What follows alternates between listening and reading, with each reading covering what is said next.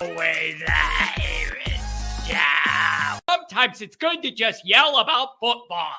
What are you doing? Don't do this to me, Harry! The Ohio State. It's Ohio State! What do you mean, the? It's a poison! I almost stroked out and died over it. I'm glad to be at the party. I'm mad we're this late. You ain't a captain of nothing but a sinking ship! That helps the defense without them even doing a damn thing! Doing a damn thing! The call-in line. 312-988-15. You tell Johnny all you've heard and seen. Oh, Irish! Oh, Irish! Oh, Irish! Oh, Irish! Irish! Yeah, that's right. Oh, Irish! Oh, Irish! Oh, Irish! Oh, Irish! Irish! Yeah, that's right. That's right. We are back after what I like to call the bye week of darkness. Listen, we're not in a good spot. We're not in a good spot. We're not in a good spot. And I hate where we're at. I hate how I feel. I hate how you feel. I hate my Twitter feed. We're in a bad spot. And there's a lot of different things to talk about within it. You guys know I just shoot you straight. We're in a bad spot. And it's got me in a bad mood. There's games left to play, but nobody cares. But you can't lose them, but nobody's excited about them. This isn't what late November's supposed to be. It's not what this is supposed to be. And I'm struggling to process it. I feel you guys struggling to process it.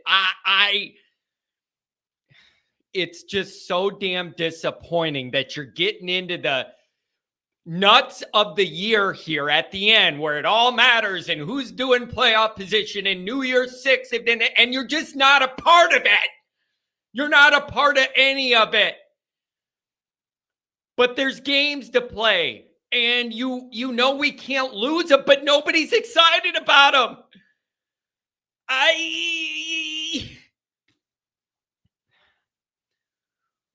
We're in a bad spot, so let's get into it. There's a few different angles I want to go to. God bless you, callers, if you still got it in you. I'm telling you guys, my brand is a needle that measures the fan base.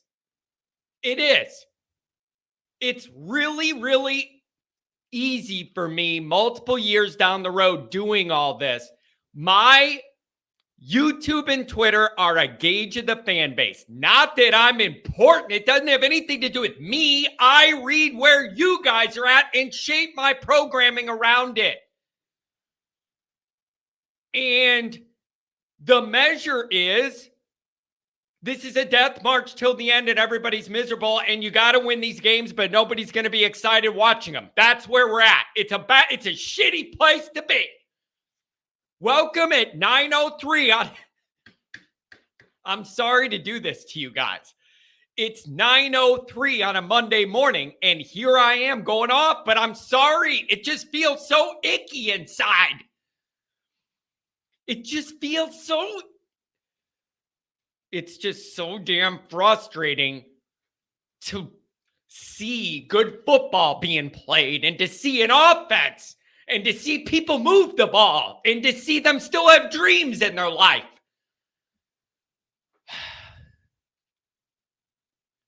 It's going to be a grind to the end. And the worst part is everybody, there's no juice. There's no juice. There's no excitement. There's no nothing anymore with the fans. However, if you lose another game, everybody's going to absolutely go nuts. And so there's like this give and take there where there is no juice and no excitement, but you can't lose. So this is just, you know, that feeling where your insides are just, you just feel icky. I hate the way the rest of this is going to feel. It's just bad. That's why that Clemson game was such a big moving needle that dictated so much. 818, I'm coming to you. Phones, wherever you want to go. I don't care. If you want to talk about Wake or go into a Wake, which will be the same thing as this game, go for it. If you want to talk about big picture, what else is going on in the country, go for it. If you want to talk about what you need Notre Dame staff to do or not do, you can call about that. I don't care. We're in a bad spot. So let's get into that. I don't mean to start off being that way. I'm telling you the truth, man. And I cannot manufacture juice that isn't there. I cannot manufacture good feelings that don't exist. I cannot manufacture answers to frustrations Notre Dame fans have that there's no solution to right now. I can't do it. I can't do it. We're just in a bad spot and I hate it, man. Oh, this is just gross. So there's some interesting things here. I'm sorry I went off like that. I got to get out where I'm at. Oh, yeah, we're going to get to Big Game James. We're going to get to him too, freaking loser. You know, I don't care if you let down the cult Penn State people. You let down all of America this weekend. Thanks for nothing. Seriously, James Franklin, thanks for absolutely nothing. You suck. You're Brian Kelly in big games. He bugs me. The old James Franklin thing. Oh, I got my shades and I walk around like a tough guy. You never win anything. Shut up. I'm so sick of Penn State being ranked at number 6 every August. And this is the year Penn State's going to rise above Michigan and Ohio State. Look at all their talent. They don't do anything ever. They don't do anything ever. You know who it's like? Big Game BK and ND. You don't do anything ever when everybody needs you to do something. Seen it a million times, different jersey Saturday. Son of a bitch. I'm losing it. This is not what November's supposed to feel like.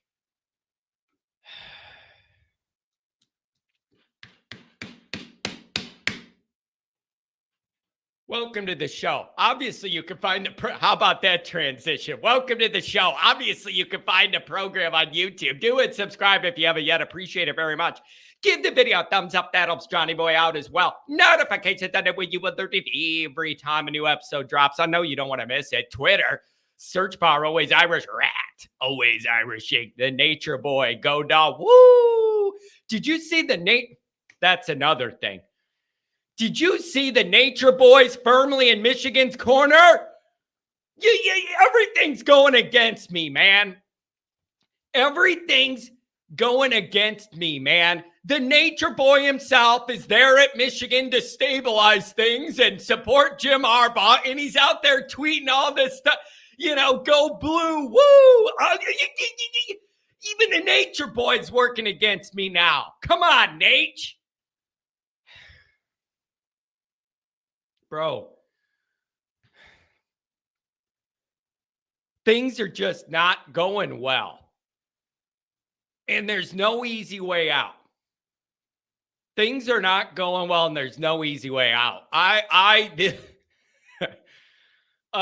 can't even get through the introductions today. Like, this is just going to be one, man. I'm going to be off on one. I haven't gone live. We didn't have games, so I didn't go live Saturday. We didn't do all of that because we didn't have a game. I don't like where we're at, and I don't like why we're there, and there's no easy way out. All that adds up to is I'm going to need a wig because I'm not going to have any air left. Audio only, anywhere you want it, you can get it. Call in line 312-900-8815. You call and yell about everything you've heard and seen. Instagram, Facebook, Always Irish Shake, USA Today, Fighting Irish War.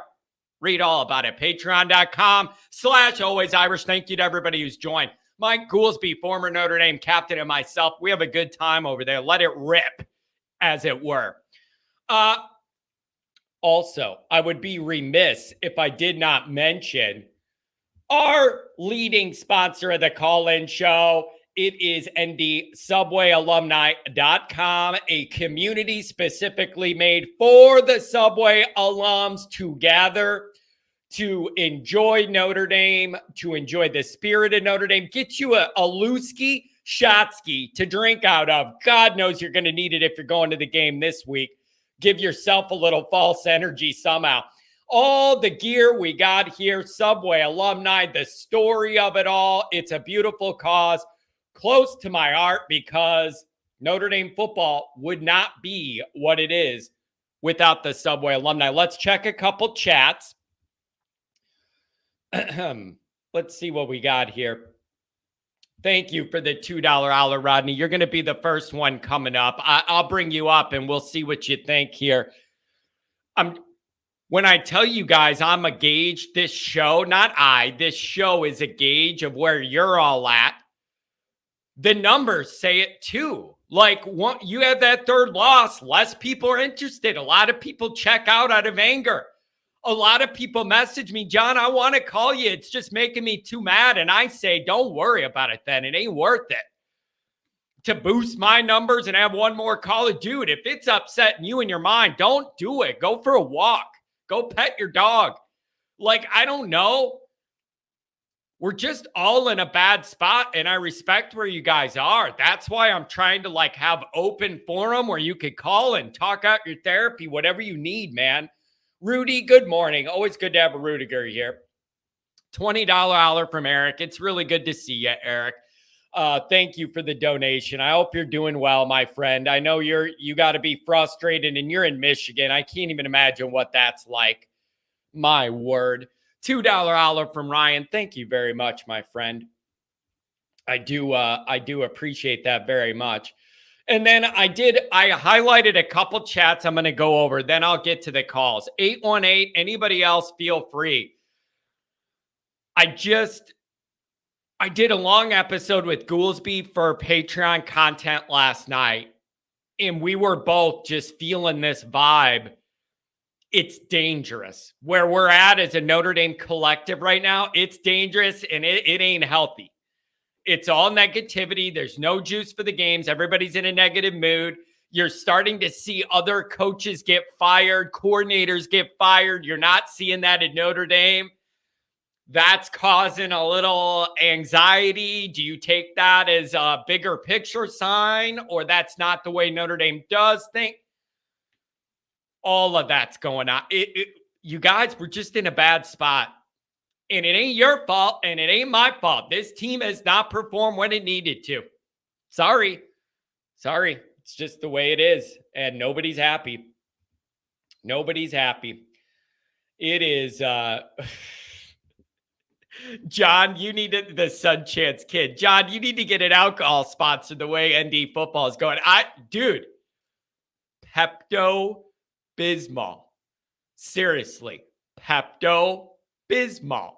That I could just do. I don't even need to do ad copy. I just watch me through life, and I could sell gallons of Pepto-Bismol just for me worrying about this football team trying to look normal. Not even elite or not normal. Can you just look normal? Have an offense. I have no patience for it anymore. My word. All right, a couple of these chats, then I'm going to the calls. I got an 818 and a 717, the first two. But if I don't do these chats that came in before I started, I'll never get to them, and then they never get read, and then I'm doing those people wrong. No matter what I do here, there's somebody mad at me. Matt Miller, longtime guy, loyal guy. Thank you, Matt. Longest bye week ever. Bye week of darkness. Hope we see a steady dose of Angeli and Minchie over the next 8 quarters. I'm not sure about that. Season is lost. I am sure about that. So get the young guys developmental time. Have to. What Notre Dame needs to do is find a way to thread the needle. You think we're all out of our minds at 3 losses? Why don't you try 4 or 5 and let's see how it goes? So Notre Dame's in a spot where they got to thread the needle, where you cannot lose another game. Absolutely. You just can't. And the desire that now that you're not playing for anything nationally, can you get more younger guys experience that might be able to help on a future team where their year isn't ruined yet. That's what I need Notre Dame to do. They're going to have to thread that needle to try and appease all of these different masters they want to serve. You got to win these games. I need to see these younger guys play. I'm sorry that I'm in development mode, but when you're playing for nothing for a bowl game nobody cares about, you put me in this position. I want to be very, very clear. I am not choosing to be in this position. Notre Dame put us in this position by being bad at football. So don't blame me. Notre Dame put us in this position to be in a shitty mood, questioning everything, mad at everything, and not knowing where we're at and what way this is going. Notre Dame did that. I didn't do it, and you didn't do it.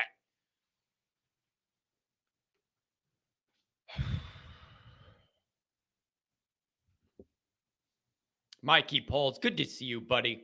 Hope the wedding planning's going okay. All these coaches getting fired yet, crickets from ND, and this was a bye week. It makes you think. Goolsby's not sure Parker's out.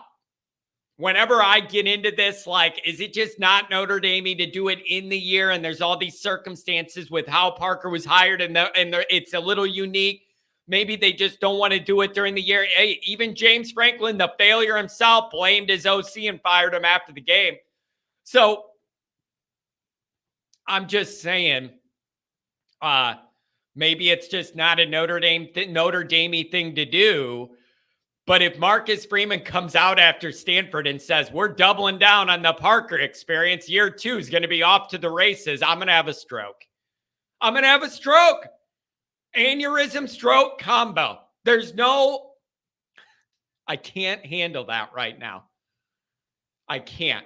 So I'm running with the assumption that we're not going to do that in the year, but we need to get through the regular season and then go from. I can't handle that news. I can't handle that news. Don't do it to me. Mikey again. Also, no way other QBs play the last 2 games unless Hartman gets hurt. You really think they'll bench 6-year guy on senior day against his old school? Come on.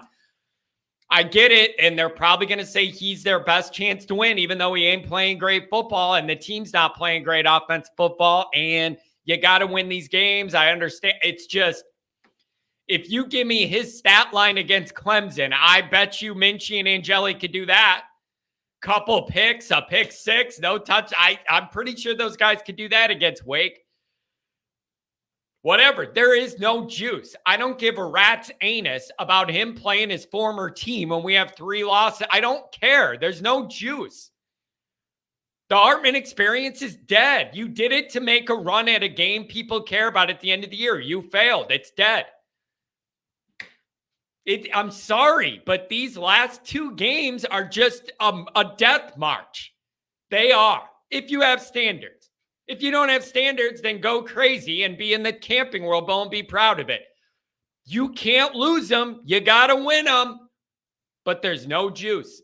It's an awful place to be. Horrible. Don't blame us. The team put us there. The team put us there. Conspiracy. What if Freeman's ready to move on from Parker? Ready to do it now, but Jenkins and Swarbrick told him no moves will happen till the season's over. Fine.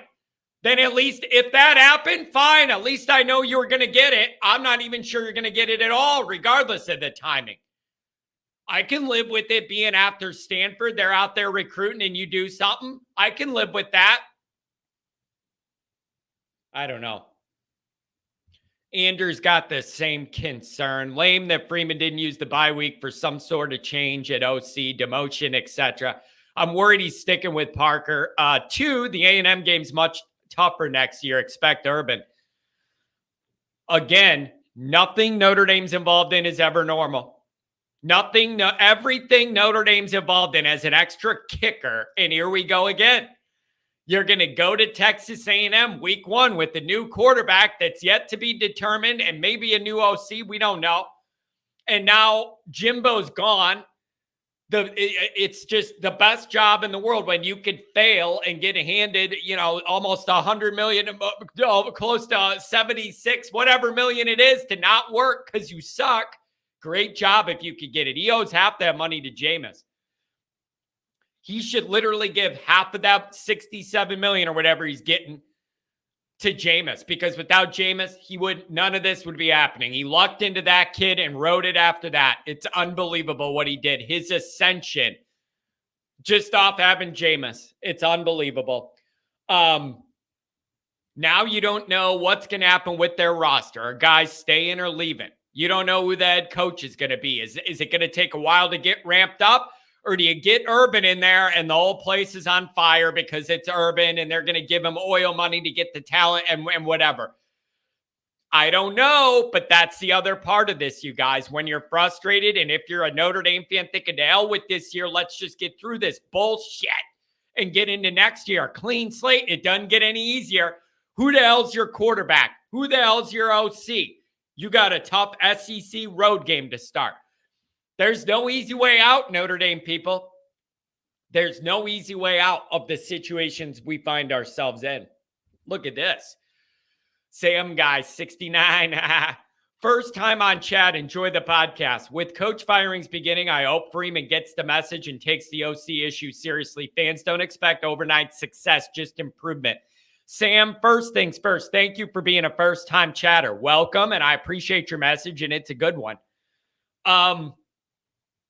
That is the big question I've been asking everybody, philosophically, bigger picture. Are we sure Marcus Freeman sees what we see with the offense and thinks it's as dire as we think it is?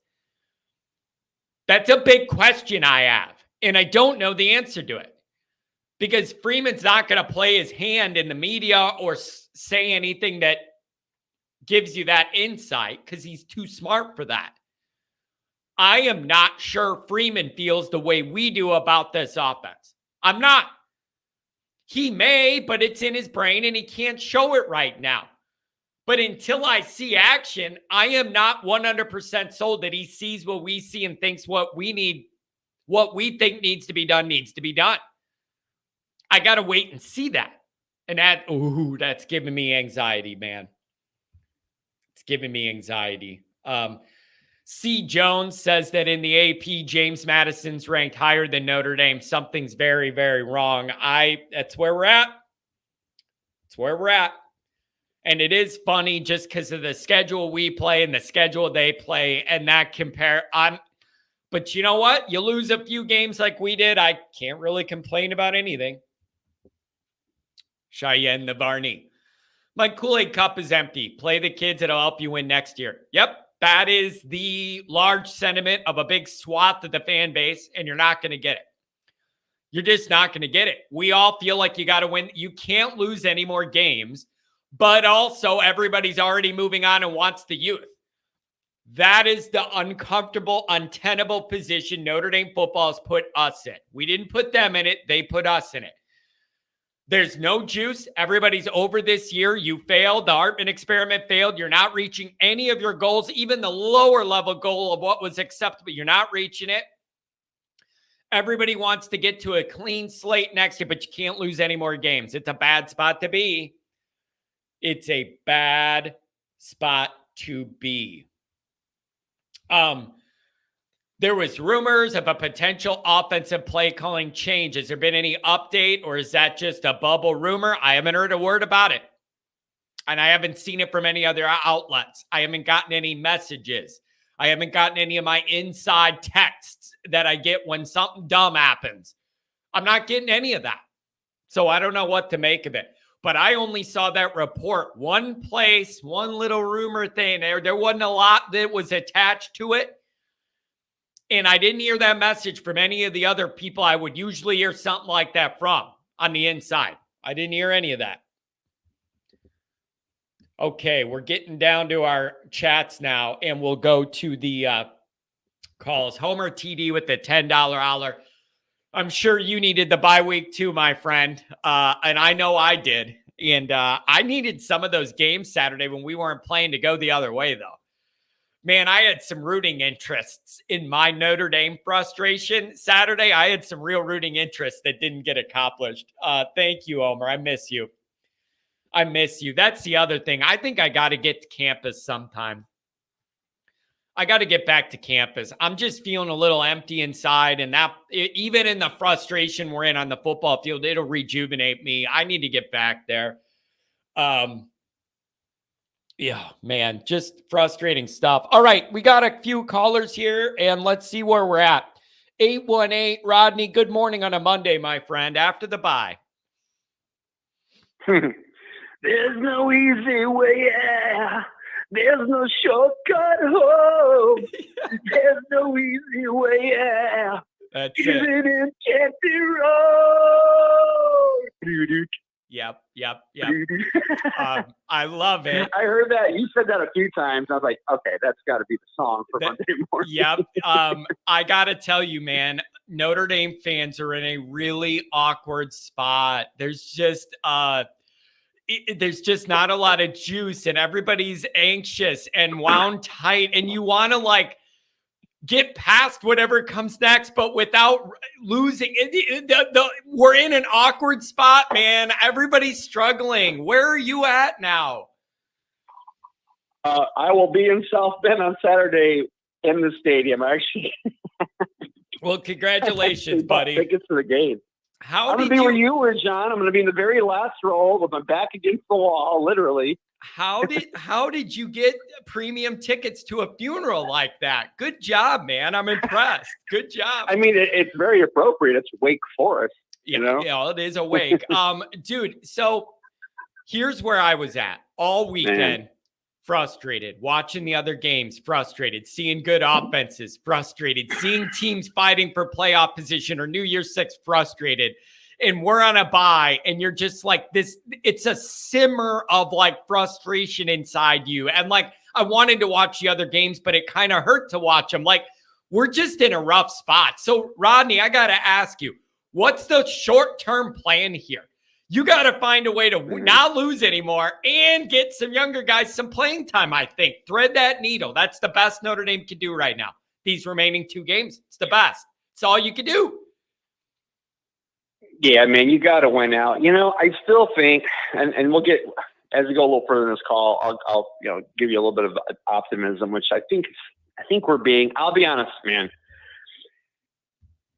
When you consider how bad this offense is, I mean, literally, if we're tied with Iowa and in many offensive categories with Sam Hartman, who's a 6-year quarterback, who I believe truly, if you put him on any top 60 offense, he's probably playing very well.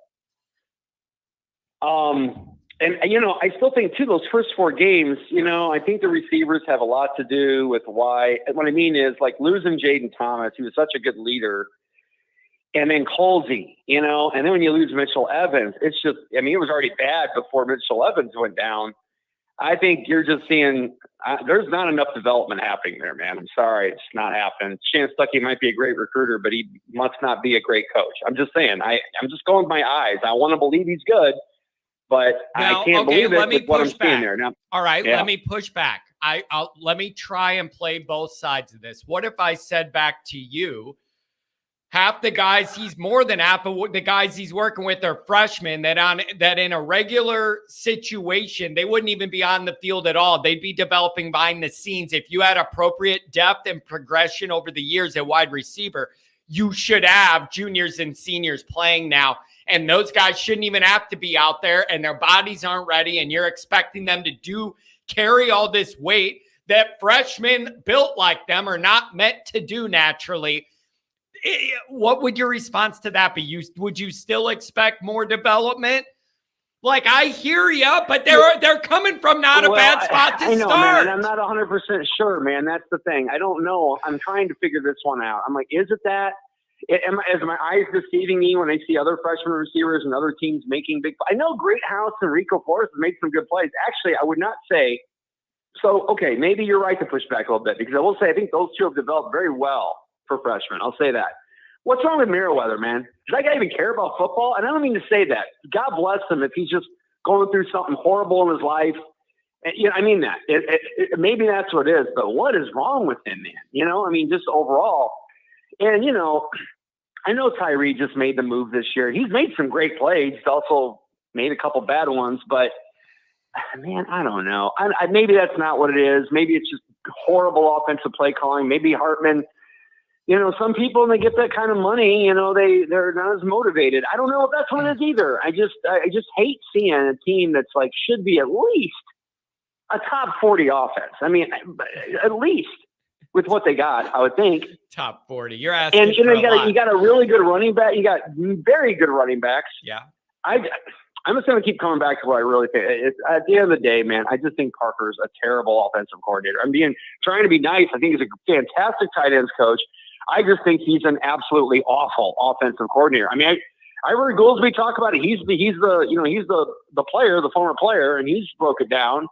And and I've heard Tim Hyde, talk about it because Hyde watched a lot of film, and it's interesting listening to him. And even the Irish breakdown, they do a good job. I mean, it gets boring after about 30 minutes of listening to them, but the first 30, it's always intriguing because they'll break it all down for you, X's and O's and everything else. And it just doesn't seem like, from what everybody's saying, that he just isn't a real offensive coordinator. I mean, I think it's the bottom line. I think fair enough. I think you have. Here's what I'm concluding. A part of the reason I'm frustrated is there's not like one or two things to identify, patch the hole, and your problem solved. There's multiple issues woven into one another, and that makes it really hard. From Parker and his struggles, Hartman and his struggles, the wide receivers and their struggles, the interior O-line and their struggles. Like, you have all of those ingredients that are all not where we want them to be, and they're all mixed into this soup. And there's no easy way out when you have issues in all those areas. You can't just There's no easy way, yeah. Dude, I'm just sad. Like, I'm sorry. I'm just sad. This isn't what the end of the year is supposed to be like. This should be building. John, I consider selling my tickets this weekend. I mean, I got these tickets to the game. You're going to lose money. And I was looking forward to it. You're going to lose money. And now yeah. I'm sorry. And I don't even know what the weather's going to be like. If it's going to get cold again, then it's even going to be a rougher dynamic. I don't even know. By luck, it'll be a snow fest, but hopefully it won't. I don't know. I was just about thinking that. Literally just thinking that myself before I called. I got to check the temperature this weekend. But yeah, I'm taking my best friend and her son, who's like my nephew. So three of us are going. I mean, I'm going to look forward to going there. Don't get me wrong. I mean, when we get there, and listen, man, I do think this. Okay, here's some optimism. Okay. All right. Again, I talked about this the last time I called in. If you look back at Holtz's second year, and you look at Brian Kelly, it took him a while to get. I mean, he had a lot of those 8-5 years. We're not 8-5. You know what I mean? I mean, let's look at it that way. And they've been playing. These last 2 years, Freeman's played some pretty tough schedules. But my God, these last two games cannot be the Marshall and Stanford of last year. That's the thing. The fact that there's no juice, that scares me a little bit.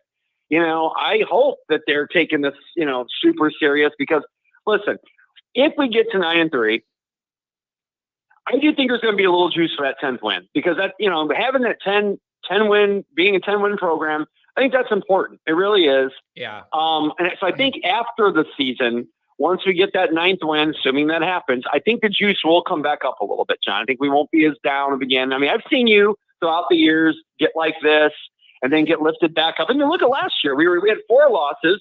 We went into the South Carolina matchup, and, we were kind of looking forward to that game, and we won, and we came out of it feeling pretty good. And so you know if what? we didn't come out feeling pretty good, It's the bye. It's having the bad Clemson game and then the bye to sit on it and no opportunity to get back on the winning side of things to, make you feel better. Well, and then Franklin dropping the ball, looking like, I mean, I'm sorry. I'm going to say worse than Brian Kelly. Hey, at least Brian Kelly got to the national title game. Bro. At least he beat Oklahoma on the road. At least they beat, granted, with no Trevor Lawrence Clemson, but he also beat Stanford at one point as a top 10 team. I mean, 4-16. And he got in the playoffs a couple times. What's Franklin done? 4-16 against Michigan and Ohio State. 4-16, and I'm sorry, and 3-17 against top 10 Yeah, teams. That's just, it ain't big time. And every time you rely on him to make a big move, he's gonna fail. And spectacular game management fails all over. Bad offense all over. I tell you what, though, I'm man, sorry. I am the biggest Ohio State fan in 2 weeks, man. I am the biggest Ohio State fan in 2 weeks. Me too. But it's just, if Penn State could have taken care of business, it would have been ideal. And all of America was relying on him, and they let us down the way only James Franklin can. Although he was smart enough to deflect it and blame his OC and fire the guy. So he tried to get out of some of the blame there. He went right into that presser and was like, I got to blame somebody. It's going to be you. So that guy's gone. Yeah, He gone. well, so let me ask you this. That leads me into a great question. Do you believe that Freeman's going to double down on the Parker experience and after the year go, we just need to get settled and then year 2 we'll do things? And do you think he's doubling down on that? Or do you think he sees what we see, but it isn't in him to fire the guy in the season and they're going to wait till after and do it more politely, I guess you should say? Where do you fall on this? I'm nervous. Goolsby's telling me, dude, Goolsby's telling me on the Patreon, John, I have a feeling he might double down. And that makes me so that scares me because I feel the opposite. I don't like it, man. I don't like that. I don't like it at all. Baby, I don't like that. Come on, don't do it to me. Come on. Man, and he, because he was a former player and he, he's been right about a lot of things, man. I mean, yeah, he wasn't quite as down on Hartman as he makes it sound. I mean, he talks about, I told you all. He was definitely on board with trying to just develop the guys we had. But once we got Hartman, once he's playing well, he was like us. He was a believer too until things kind of fell apart. But I will say that scares me because I'm feeling just the opposite. I think, in my opinion, Parker's a foregone conclusion. He's gone. I mean, gone. What's that mean? Gone as a from as an OC, even coaching a play caller, as an OC, right? Yeah. I can't. I would just be shocked because John, again, going back to what we were saying about Freeman, I think he's got potential to be a really, really good, if not great coach. But he's too young in his tenure to have also a bunch of young coaches around him. I just think that look what's happened with the defense. It's taken 2 years, and even last year, Al Golden's defense was still pretty good. Yeah. It just wasn't what we were used to. Yeah. But my God, I mean, other than the last game, and even in that game when they had their off game last week. Let's face it. But even still, they found a way to in the fourth quarter to make whatever it was 6 stops or whatever to give Notre Dame a chance. Yep. I mean. And I'm sorry, just because we had the ball back against the goal line, several times, if you're a decent offense, you find a way to get to the 20, and then from there, you're fine. You know what I mean? It's like, so I don't want to hear that excuse.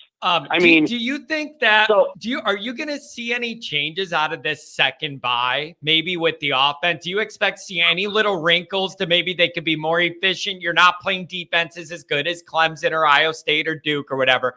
Are you going to see that? Right. Or are they at the point where it's like, run whatever you think you can run and just try and make it work? Like, I don't know, man. Well, let's put it this way. If there is a chance of Parker coming back, I would have to think he would have to show, monumental improvement in play. I don't see how that can happen, but that's the only way I said. I don't want him either way, whether he does or not. I just don't want to see him coaching our offense anymore. I just don't. Yeah. But that would be the only way I could see it, is if they just made some changes in this bye week and somehow, some way I don't know. But do we also know, John, what the injury status is of Jaden Thomas and banged up and what's that? Banged up all year, banged up, man. Ever since that hamstring, he was never able to come back. I'm banged up. It seems like since he's gone down, things have fallen apart. Yeah, great out. He was kind of the engine of that wide receiver group. These guys are not 100%, and you have no depth behind them, and that's how you end up with the lacrosse guy that looks like the most electric playmaker on the field. Like, it's just not a good place to be. Let me ask you about Faison too. I don't remember what his what's Faison's year. What's his status? Is it what year is he? I'm pretty sure he's a freshman. I think he's young, unless I'm mistaken. I thought he was he's gonna be good, man. He's gonna be good. Yeah, on the lacrosse team. Like, you just can't. I'm happy for the kid, but to end up in this position is wild. But John, it's wild. Remember, Shane Walton was a soccer player. Yeah. Hey, and he became an All-America cornerback. Didn't Lou find Reggie O on the soccer field too? I think. Yeah. Look at him, man. He ended up being one of the top surgeons in the country. So that gives me that's good to know. I didn't realize he was that young. I thought maybe he was like in his last couple of years of eligibility. That's good to know. And he's fast too. Yeah. So, but obviously if we win that ninth game and then a real intriguing matchup in a bowl game like for Brian Kelly. That'd be awesome if that happened. LSU Notre Dame. That would bring us all back. Let's be honest, man. If we had that matchup, there's probably a couple others that would have that too. That one's gonna annoy me because of all the buildup, but neither team is where they want to be. It would be a little unfulfilling because I'm not in the mood to run my mouth to the LSU people because I don't have confidence in us in the game. It would be better if you had that matchup in a playoff game where both teams had momentum and confidence. How am I going to talk shit to the LSU people for a month when we're not good? I don't want to be in that position when their quarterback either. is lighting it up. I mean, he ain't gonna play 500 yards of total offense. He wouldn't play though. He wouldn't play that bowl game. So he would not play. He would not. It's a 3-loss bowl game. That guy isn't gonna play, and that's a whole different level of pressure of losing to Brian Kelly with the backup. There's problems with that setup there that make me nervous. So, Rodney, how should I look at it this week? Make me feel a little better. How should I look at it? Just as an opportunity, make me feel better about this game this week. Give it to me. Well, I mean, first of all, they're obviously going to start Hartman. They have to. I mean, you can't put a guy against his former team and at homecoming and not start him. But I think what you have to, let's show some major improvement in the offense. Let's get a few touchdowns right away, and then let's get Angeli in there in the second half, and then give Minchie a chance in the fourth quarter. 24 you're going to do it. 24.5 point. Yeah, like 24-3 or something like that at halftime, and then bring the other guys in a game situation where it's still somewhat in doubt in the third quarter where, okay, you're up for 21 points, but we're going to give the ball to Angeli, going to give it to Minchie. If things start falling apart, fine, bring Hartman back in.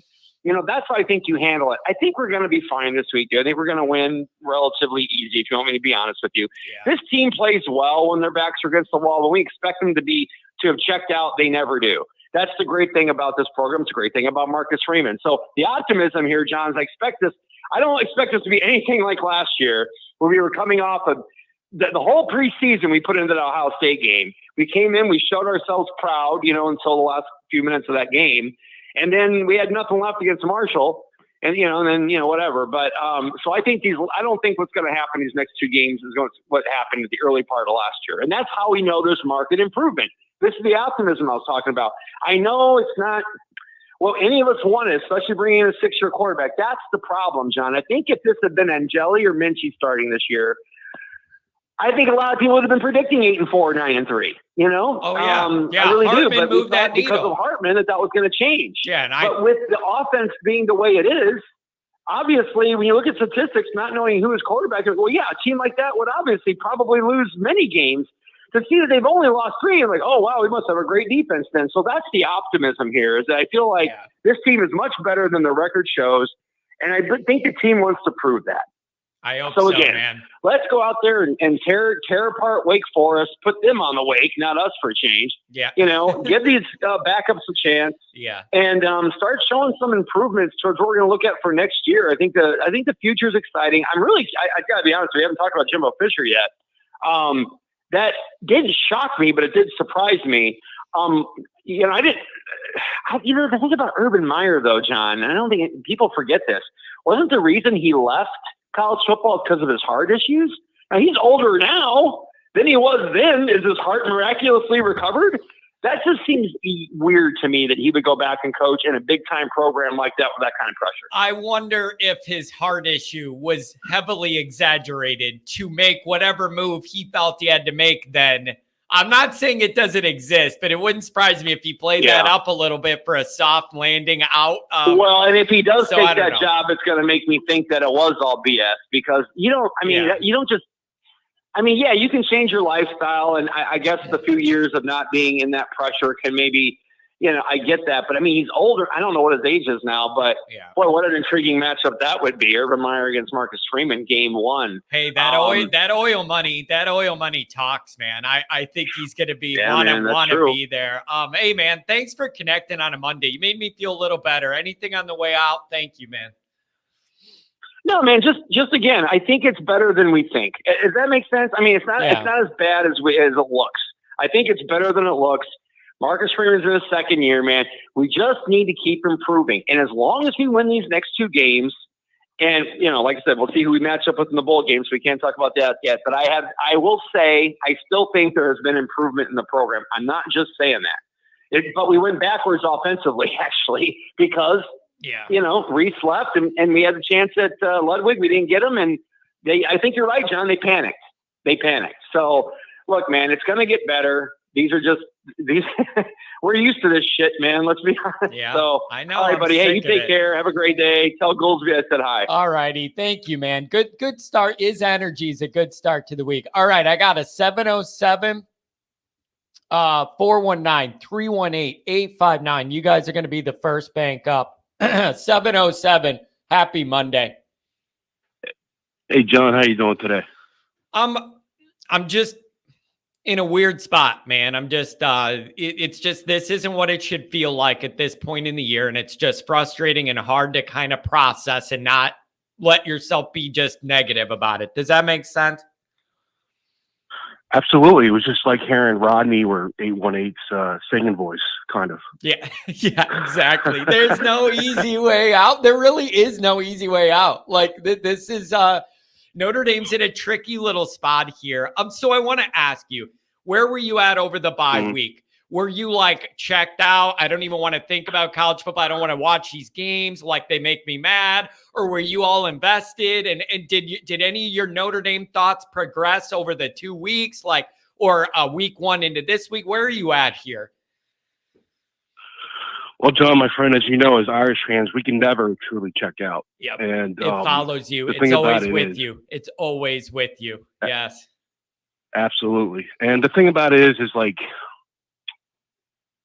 in terms of long term, everything starts with Freeman. He needs to get tough with all the coaches and the players. He can't be buddy with everybody and just expect everything to go smoothly all the time. I think that's his mindset sometimes. Yeah. Where he doesn't want to be aggressive, but he needs to start being aggressive with the coaches and the players and be like, look, this is real life. You have millions and millions of fans that put their blood, sweat, and tears and their money into this program. Big boy business. You need to get it done on the field. A big boy business. And those are, maybe some of that is when you're a first-time head coach, you have to learn to get comfortable having really difficult discussions with people you genuinely care about. But at the end of the day, this is a business and the results are what matters. And Freeman's got to know this ain't it. And ultimately, it's his head coaching name and reputation on the line. You would be better off to snip something early than to do it a year late. That's all I'm saying. Absolutely. And we can't, like, nobody control what's going to go on in the coaching playoff, the coaching landscape or the players landscape of things. But what he can't control is himself and how he reacts to situations in terms of who's going to come in and who's not going to come in. I actually had a phone call with one of my best buddies. He's a Pitt guy. And he said one of the problems that they had was they had a different offensive coordinator for 4 straight years. Now, I mean, when we beat USC, like it was like everything was all good with Parker and everybody else. But now it's like, well, we crapped the bed against Clemson and now it's like he's on, his head's in the guillotine. But I think, like even with Freeman, like we got to give these guys a chance, like how you've been saying for a while. Like, yes, like in the meantime, in the season, it's not going to make us feel good in terms of being 9-3 and not checking off the goals that we had for this team this year. But in the long run, maybe year three has been pretty magical for prior coaches that we will reach the promised land. And we just need to learn how to be patient. I mean, like, are we, like, I look at it like you asked about this bye week and stuff like that. It's like, well, like I have these high expectations of Freeman and company, but am I holding myself to the same high expectations in my own job? And, like, as long as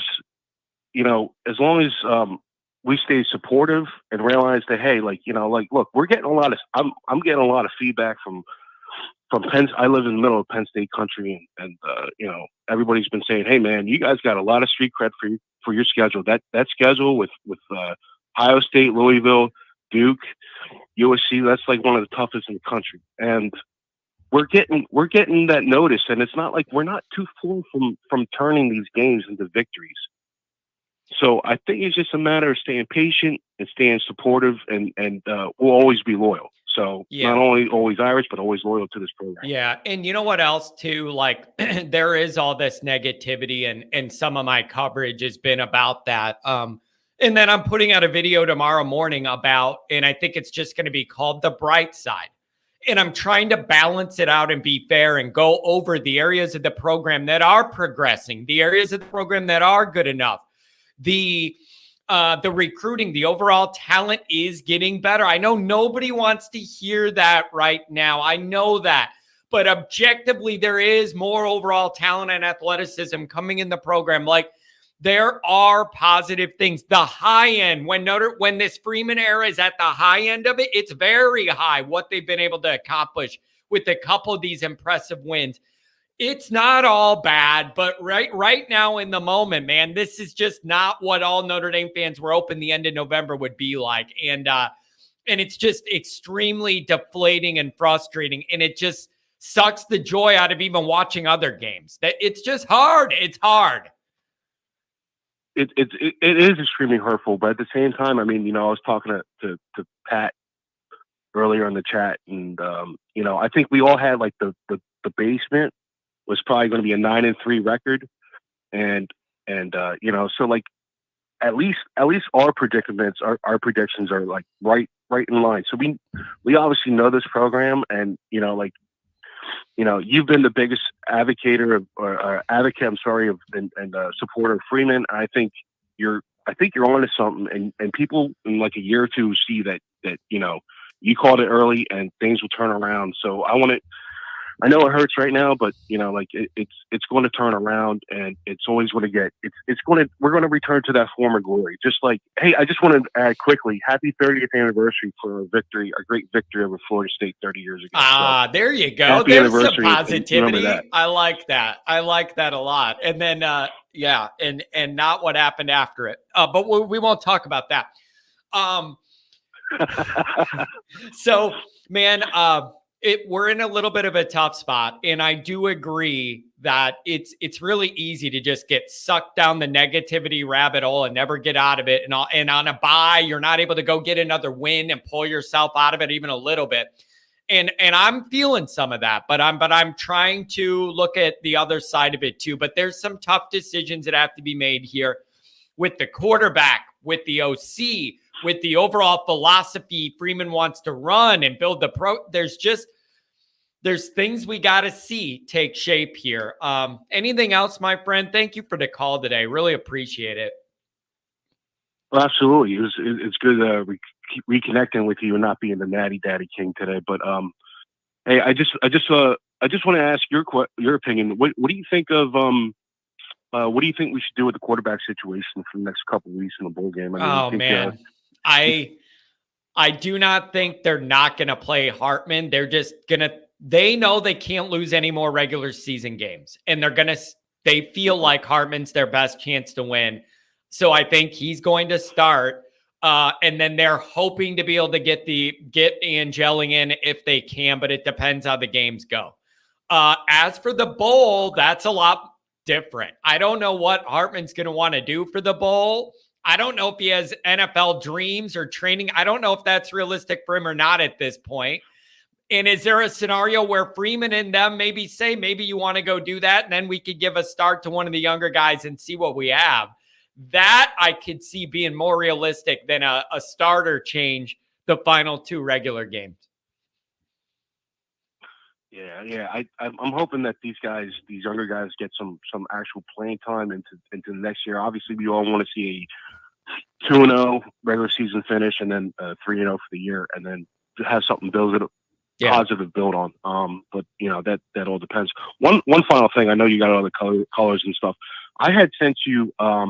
I'm pretty good friends with. I don't know if you remember with Kai Nelson from Notre Dame from '96 to '99. Mm-hmm. He's a good friend of mine. We went to the same school along with Ricky Waters, and I told him about your podcast and what's growing and stuff. And he's a co-founder of an organization called Chain Movers. It's kind of like a development academy and stuff. And he's bringing in a lot of recruits, especially the Penn State area. But being a Notre Dame guy, he wants to bring a lot of the speed to South Bend. If you want, would you want to do an interview with these guys and talk to them about the future of Notre Dame recruiting? That'd be great. I would love that. Send me an email or something, or remind me. Yeah, I'd love to make that connection. That'd be perfect. Okay. And especially with the regular season I did ending. send you an email, but yeah, I'll go back and look at it. I remember seeing it. I'll be able to look that up. Yeah. Okay. I know you get bombarded with emails every day, so I just wanted to, plug was kind of like a shameless plug, but yeah, no, that'd be great, man. Okay, yeah, because he's I was like, yeah, man, my friend John, he's got like one of the best up and coming Notre Dame podcasts there is out there, and you got to get on and talk about these speed demons that we got here in Central PA and stuff like that. I like that. I appreciate that. Hey, man, thank you for a Monday, man. I'm feeling better already. You guys are making me feel better. Thanks, man. Hey, man, thank you. Thank you for all the hard work you do, and you've done a phenomenal job. I'm glad to be a part of your community, and I hope you have a blessed day. Wow. Thank you, man. Really, really nice. I'm telling you what, I got some nice callers. Jeez, we got some nice callers. Man, Dr. John, who of us knows better than somebody on the inside who's directly involved? Well, I don't know, but what the hell? If it wasn't for me trying to figure that out, I wouldn't have a show. Dr. John, I don't know what you expect me to do. If I didn't investigate behind the scenes where I don't have the answers, I wouldn't exist. Like, that's all of this, is wondering what's going on behind the scenes. And if the coaches see what we see and what's going on, I don't know how to answer that. Who of us knows better than those on the end? Nobody. But if I didn't try and at least ask the questions, I would have no reason to exist.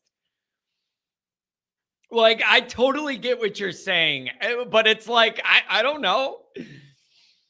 And then I did see Pat say, sometimes you do need somebody on the outside to let you know what your blind spot is not seeing when you're on the inside. I do get that as well. But Dr. John, it just makes me laugh, because if I just said I'm not on the inside, so then I can't talk about stuff I don't know about, I don't have a show anymore. Like, I'm over. That's all I do. I want you to exist. I just like it just made me laugh, because the more I think about it, I'm like, wait a second. If I don't try and analyze what's going on behind the scenes, what am I here for? Oh, Jay Lehman, good to see you, my friend. Jay Lehman's one of the nicest people. He's way nicer than I could ever be to everybody. Let's just put it that way. Okay, we're going to go 419, and then I'm going to go 318. You're going to be the next two. 419, you're up on the line. Good morning. It's worse than it looks. Oh, man. Come on. I was starting to feel better. Yeah, I mean, I'm sitting here thinking today, with we're kind of in a position where we're one loss away from dumpster fire. And I think that's a lot worse than it looks. And I've been doing a lot of thinking about, the offense and big picture, listening to your podcast and stuff. And I'm kind of lost, like with, I'm still a Freeman guy, but he has a knack for getting out coached. Most recently, the Clemson game in particular, on the offensive side of the ball, in a game where the quarterbacks on both teams were stinking. Clemson's running back gets 36 carries, and Estimate gets 3 in the second half. Yeah, and it's that's just why they rough. lost. It's rough. Ohio State was late game. Louisville, they didn't even get off the bus. I just feel like he's got to roll up his sleeves, get involved more, because he's the one that's taking loss. You know what? Let me ask you this. I'm glad you bring this up. Let me ask you this. That's another thing on my bullet points, is the inconsistencies have been drastic, like really, really high highs, really unexpectedly low lows. Right. What do you attribute that inconsistency to? Is that Freeman's lack of experience? Is that the quarterback isn't what we thought it was going to be, and the OC struggling, and the wide receivers aren't where and it's all building up? Like, this inconsistency, well, what do you think the main ingredients of that are? Because that's dangerous, the ups and downs. Yeah. Yeah, I would put it on inexperience, because it just seems like each loss is so different. Yeah. In this 2 years. Yeah, they feel totally losing to somebody you right. have no business, losing to late game management, not being ready. I mean, that's kind of what I put it on, and more so I've kind of gone less from it being Parker's fault, believe it or not, to more on Hartman's shoulders. Yeah.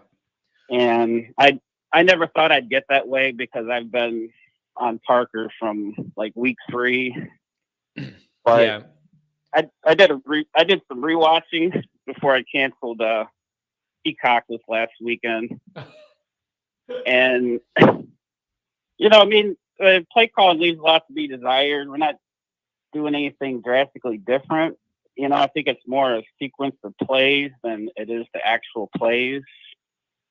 Yeah, that kind of makes sense to me too. How one thing should lead to another and make sense and like kind of tie together, and we just seem to have random one play segments that you just hope work, but nothing as a vision that ties. Or how are you looking at the final 2 games? Like how is it going to be? Like, I don't have juice for them, but you can't lose them, and that has me in a very weird spot, where you're like, oh, whatever, I'm annoyed with all that, but I also need you to win.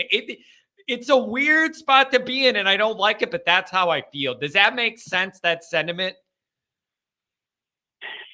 Yeah, I'm really worried about the Stanford game, because, they could have beat Washington.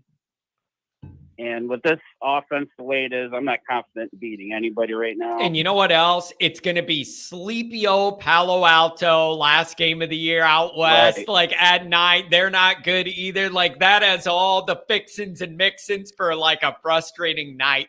You absolutely need to find a way, no matter what it looks like, to just get in the clubhouse at 9-3 and then deal with whatever bowl situation you have, and then do whatever you could do there. But if you think everybody's mad at 3 losses, try 4 out. Like, it just can't be. So you need to do enough to get through here. And it's just, you got to make that happen.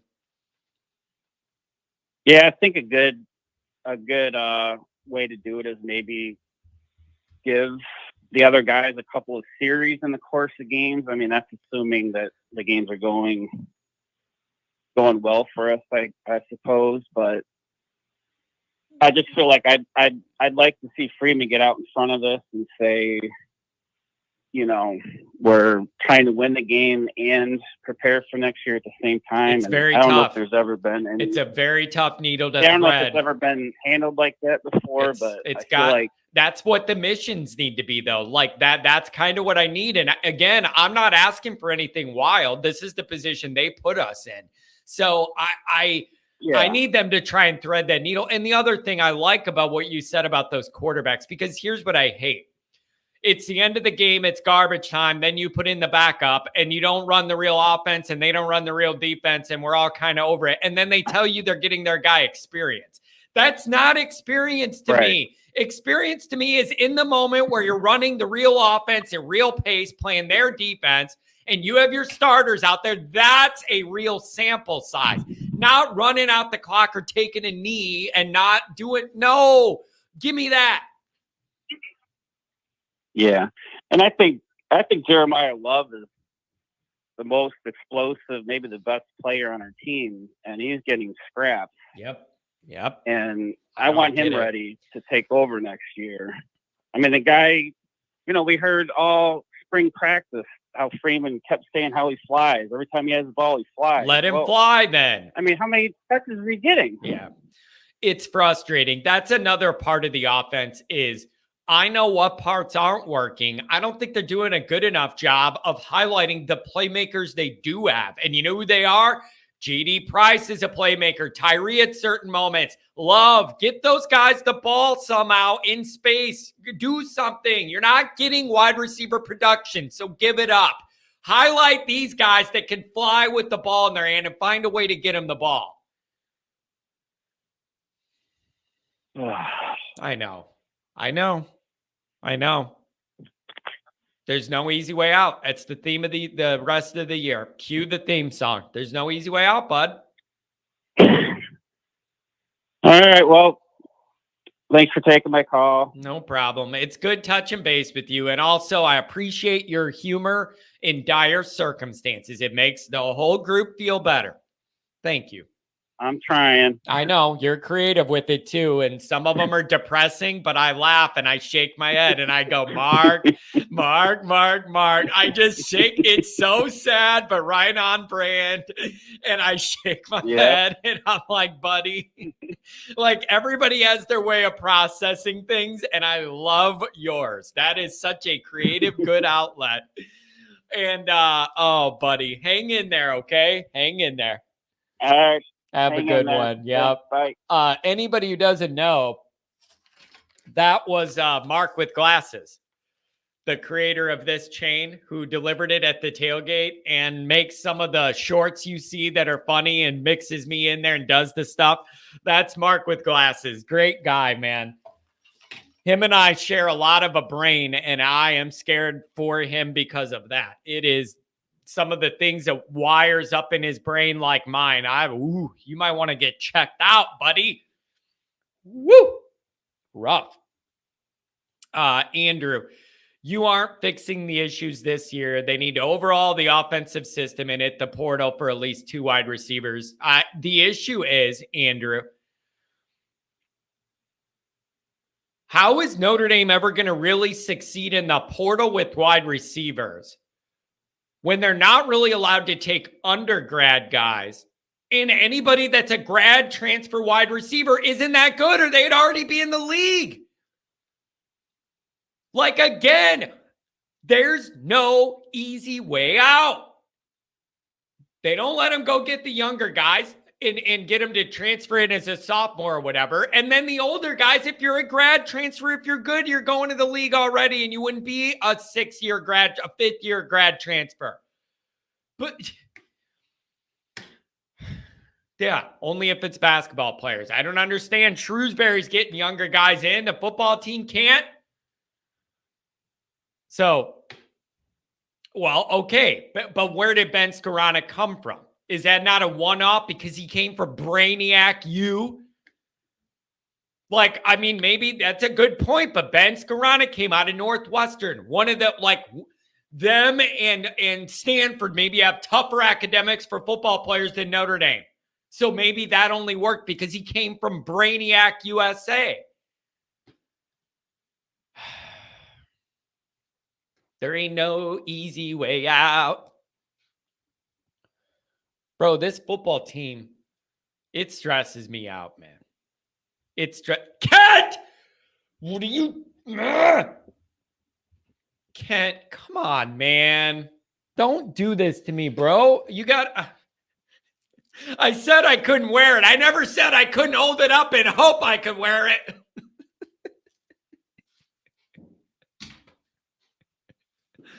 Dude, I think I'm losing my mind. I think I'm cracking up finally. Like, nobody said I couldn't hold up the goods. I'm just not allowed to wear it.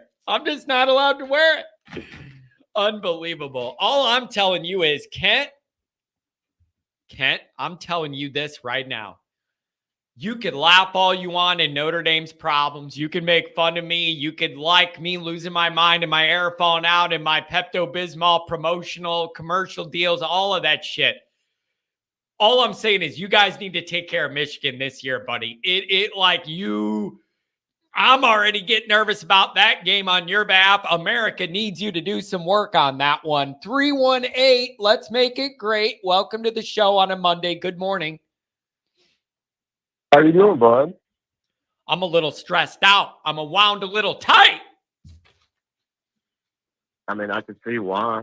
I mean, Sam Hartman hasn't thrown a touchdown pass in 2 games since the 7.5 minute mark of the USC game. It's been a while. So It's been a while. yeah, it's been a while.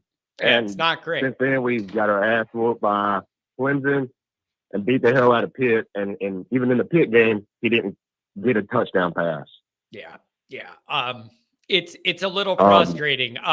So where are you approaching this from? Are you looking at it more of like, we need to look at that OC position? Do you want to see younger guys play, a change at quarterback the rest of the year? Like, how are you going to ride out these remaining 2 and then 3 games with the ball?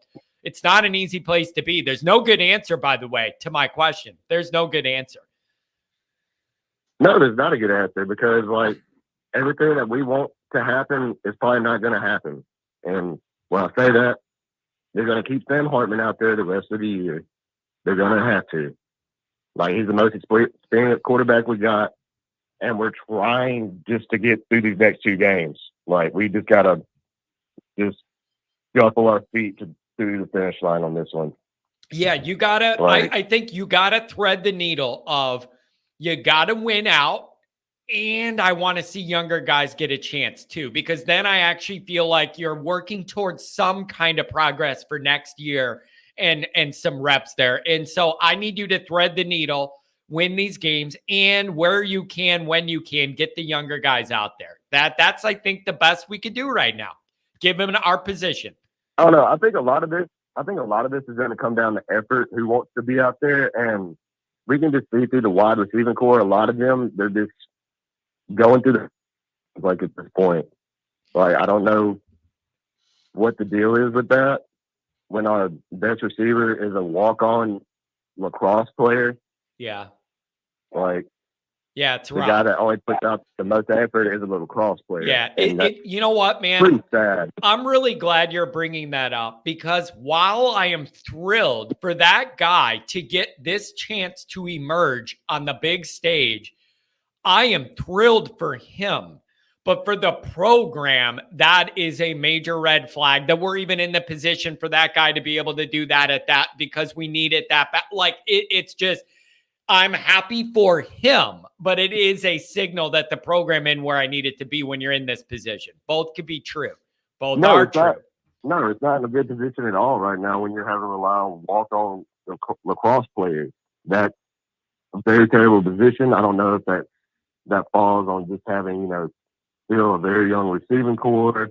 Yeah. And, a couple of these guys still being Brian Kelly recruits. I don't know. But I'm going to shift away from the kids right now and go on to the offensive coordinator spot. Okay. Gerard Parker got to go. He's got to go. And I think, I'm not saying we missed on Andy Ludwig, but the week after the USC game, I was watching the Utah and USC game when they lost. They won that season. And the ESPN camera panned to Andy Ludwig in the coach's box. And when I say, like, we might have missed on, like, a very weird character, I don't know if this is a good thing or bad thing, but let me set the scene for you. The camera pans to him. He's in the press box. The lights are turned off. Nobody is in there but him, his play call sheet, and a desk lamp. And he's just, like, looking down at the play call sheet like a kid doing his ACT with only a little bit of time left. Like, he just looked like a psychopath, like, trying to find the right things to beat USC.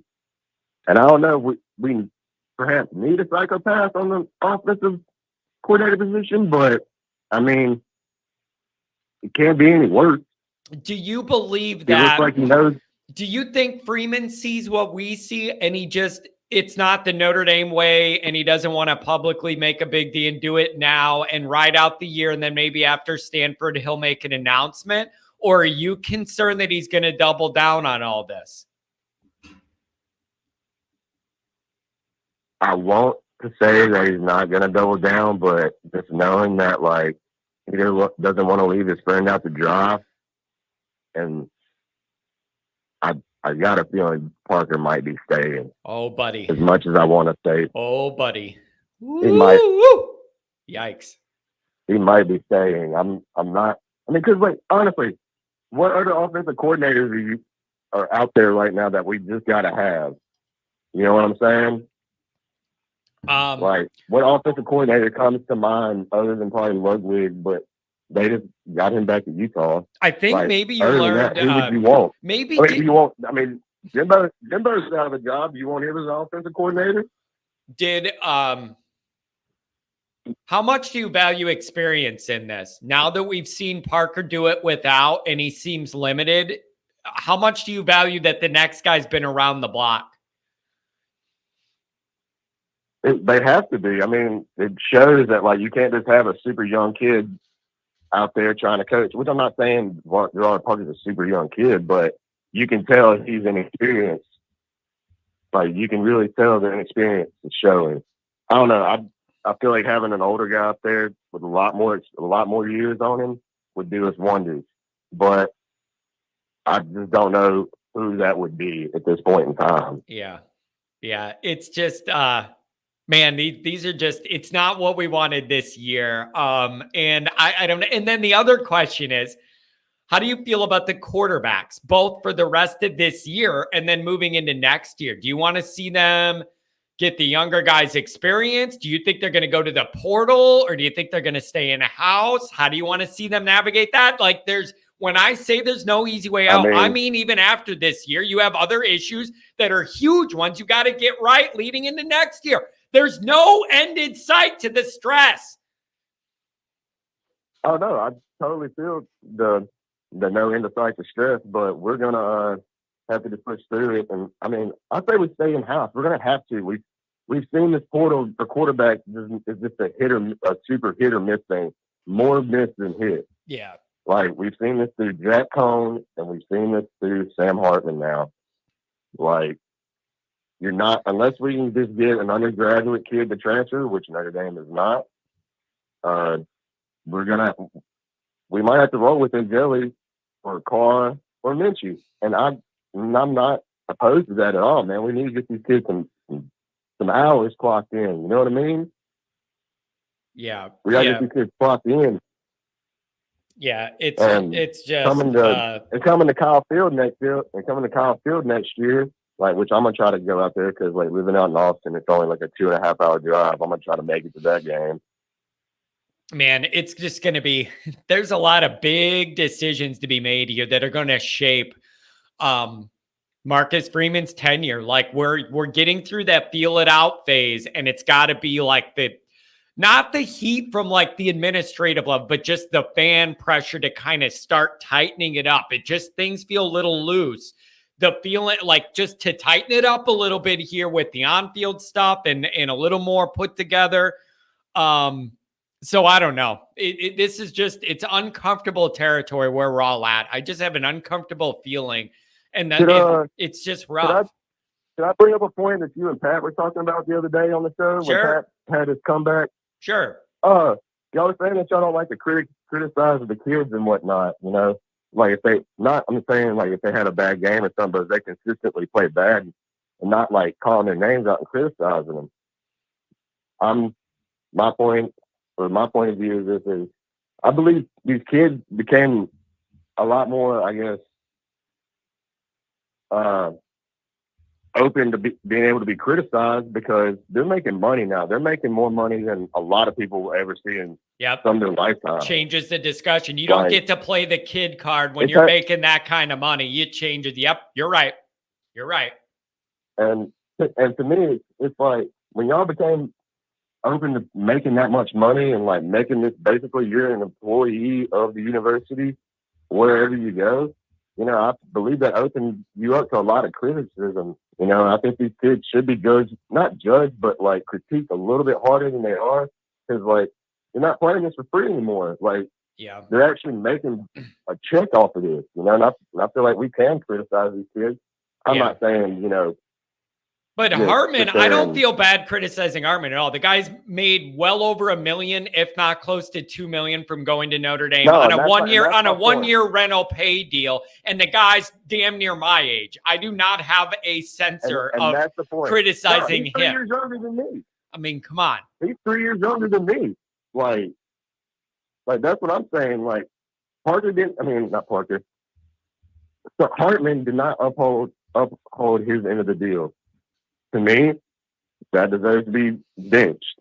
Like, you've done all you could do here at Notre Dame to up your draft stock. You didn't really do that. You're going to be a second to fourth round pick, late second, fourth but round they pick, want to early win those fourth round games, pick. though. Freeman feels the pressure to know that he can't lose any more games, and he's probably thinking, if I don't start this guy, I know. What That's difference would it be? What I difference know. would it be? We really made a lateral move from Drew Pine to Sam Hartman. Literally, they both have almost the same stat line. That's so depressing. What happened differently? It's so Not depressing. A damn thing. So what can we lose from putting another quarterback in to finish the season? What can we lose from that? Man, just not a damn thing. Yeah, I not get saving face with Hartman. I get it. He leaves with a bad taste in his mouth, but screw him. He made his fucking self $1 million. But dude, he home, made dude. the money and had every chance to play better to where we wouldn't be in this position at all. And you would be playing for playoff position or whatever. Dude, I just hate that this is where we're at. And I hate seeing all of my people upset and everybody's like negative. It's just, it's not ideal. And so what do you, go ahead. I'm trying not to be negative about it. Like, I'm a lot more light on this shit than I used to be because I've lost a lot of hair through this. Yeah. Through my years of being a Notre Dame fan, living in the South and LSU country. I've lost a lot of hair follicles. I bet. Living in this land. I bet, man. But yeah, this is Blake Birdwell. I commented on your I called you out and said you're the one that goes to the restaurant and orders the chicken tendies. Oh yeah. Give me them tenders, baby. But yeah, dude, I just don't see a good turning point right here for the team at this point in time. I mean, other than trying to get new kids in and trying to the younger kids in and getting them experience. That's the only thing that can come out to be a positive. I mean, I guess if we win out the rest of the season actually getting 10 wins, it'll make the whole thing look a little bit better going 10-3. But it isn't going to feel that much better. It'll look better, but it isn't going to feel that much better. Yeah. No, it's not. Yeah. And that's another thing too. Whatever bowl we get in, people are wanting to call out LSU and whatnot. Guys, Jaden Daniels is the real deal over there. You think Caleb Williams made us look bad last season? Jordan Daniels is over here making defenses look crazy. The kid is the first quarterback in history to throw for 350 and run for 200 or something like that. Yeah, I think Notre Dame fans, I don't even know if he would play in the bowl. That's to be determined. But Notre Dame fans better be careful what you ask about. I keep hearing how bad that LSU defense is, historically bad in certain statistical categories. I am not certain. Exactly. I am not certain that Notre Dame, as currently constituted, can take advantage of it. No. Game breakers. No. I would pick LSU to beat us in that moment, and that hurts me, but I would have to because I have no faith in our offense. Even against their horrible defense, I have no faith in our offense to do enough against those athletes, even if they're out of position all day. I'm sorry. I just don't. Whatever, man. It's all annoying. Listen, man, I really want you to hang in there down there, though. You're down in LSU country, Notre Dame guy. How do you stay sane? Man, how? Alcohol? Cigarette and beer, dude.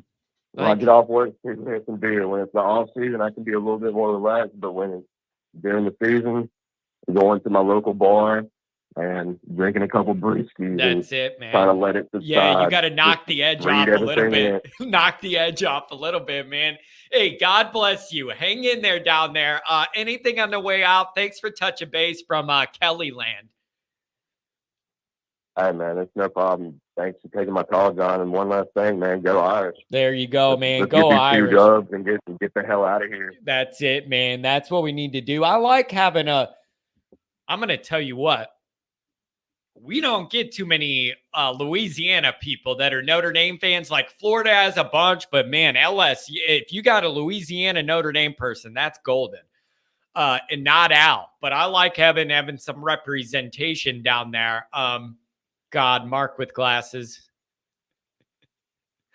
So His way of dealing with the stress, I appreciate. It's pure dark humor.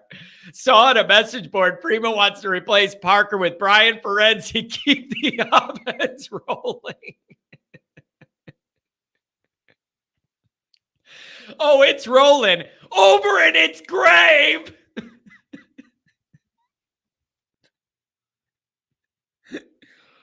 Oh my God. Why are we who we are? Honestly, why are we who we are? Oh my God. That is just freaking rough, man. That is rough. I just can't. Man, that's rough. Oh, you know who I had written down that I wanted to give a little credit to real quick? 9-1 Louisville. 9-1 Louisville. A part of me worried that when they lost the game after their Super Bowl against us, that they would kind of unravel. I'm going to come back and give Louisville credit for sitting at 9-1. How about that? I'm going to give them credit for that. You know what else? I also like that USC has 4 losses now. I appreciated that. Although Oregon didn't hammer them and put up 50 points or none of that stuff, but they beat them. And I don't know. This is all just frustrating. I'm trying to cover these other games to distract me, but then it just makes me mad. The James Franklin thing, you can't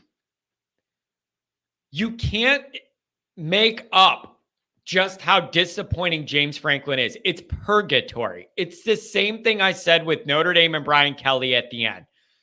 You're never going to be terrible. You're going to be pretty good, but eventually you want more than that, and it's just never going to happen. You're never cracking that ceiling. You're never getting in there. The recruiting's not good enough. You're not good enough. Like, you're at a lit. That's exactly where we were. And that's exactly where he is. It's exactly where he is. Decent recruiting, but not elite. Gonna beat most the teams you should beat. Yes, he does that. Ranked high. And in every big game, you're gonna lose. You don't have the talent. You don't have the vibe. It's just not gonna happen. It's bad. So I want to thank Franklin for absolutely nothing. Absolutely nothing. Just waste of life, waste of my space, waste of my time. James Franklin as a guy bugs me. He walks around like he is something he isn't, and it just bugs me. Win things that matter. Gosh, it's so frustrating. How about this? I came up with just a couple different ideas on maybe ways Notre Dame could use the personnel we do have and get a little bit more out of the offense out of the bye. Hear me out. See if you think I'm crazy. This is the shit I do on the bye. Just as exercises, I'm like, all right, I understand the limitations we have with OC. I understand the limitations we found out we have at quarterback and at wide receiver. How can I make this work to get a little bit more out of what we have? Here's a couple ideas. Tell me, I am desperate, you guys. I'm throwing things at the wall here that I think are realistic, that could get a little more out of the offense as currently constituted, which is not good enough, nowhere near the real world. Use multiple of these backs in a short and medium pass game to help supplement getting the ball out in some sort of space. Though I'm not saying I'm giving up on the wide receivers. They're not productive. It does not do you any good to throw it to them anymore, almost. Why can't I have Love and JD and estimate a blend of these guys out there in the pass? You don't know who's chipping. You don't know who's blocking. You don't know who's going out for a route. All of those guys can make damage when you get the ball in their hand and they have a little crease. I want to find a way to stress the remaining defenses by getting as many of our good playmakers out there as we can. What I just said does that. They don't seem to want to do it. I hear all the time how explosive Love is and JD and all the coaches talk about all that. Well, then give him the ball then. Give him the ball then. I don't need you to not give him the ball and then in a press conference tell me how much talent they have. Give them the ball. Why can't you just use those guys more in the little pass game? I just don't get it. Those guys give you the best chance to bust something and flip the field now. It ain't the wide receivers, and I'm not relying on the quarterback. Can you scheme some shit up to get those guys the ball with one block and see what they can do? Or am I asking for too much? I'm just sick of this crap. I agree with you, crying. I'm just trying to find ways, man, to get our guys that can do stuff more chances. I don't need to see those wide receivers out there anymore, man. Take them off the field, put another back in. I don't care anymore. You don't do anything. It's pointless jogging. You don't do anything. How about this? Can you run a slant? I'm going to slant myself in the face with my fist. Every other team in America runs a third and medium slant for a first down with inside leverage. Can we do it?